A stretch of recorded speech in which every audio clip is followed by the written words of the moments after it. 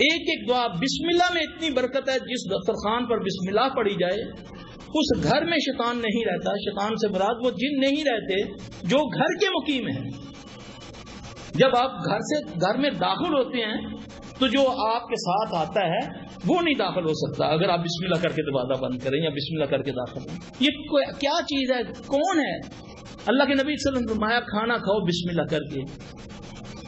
جب تم بسم اللہ کر کے کھانا کھاتے ہو یہ پیچھے ہٹ جاتا ہے. اور آپ کو پتہ ہے سب سے زیادہ تکلیف قرآن میں سے ابلیس شیطان ملعون کو کس آیت سے ہے؟ وہ بسم اللہ سے ہے. سب سے زیادہ کائنات میں جس شخصیت سے اس کو عداوت ہے وہ ہے محمد صلی اللہ علیہ وسلم، اور جس کلام سے اس کو عداوت ہے وہ ہے قرآن. اور قرآن کی سب سے زیادہ جس سورت سے اس کو تکلیف ہے وہ ہے سورہ فاتحہ. بہت سارے لوگ فاتحہ سے لڑائی کرتے ہیں، پڑھو نہ پڑھو. پھر بہت سارے لوگ بسم اللہ کی جگہ 786 لکھتے ہیں نا. کیا معنی اس کا ہے؟ لوگ کہتے ہیں نعوذ باللہ یہ بسم اللہ ہے، یہ منتر ہے ہری کرشنا ہری رام. یہ بسم اللہ نہیں ہے. اس نے اپنا کام کر لیا، اس نے اپنا کام کر دیا. مولوی بھی تویز بنانے والا اوپر لکھتا ہے 786، نیچے قرآن لکھتا ہے.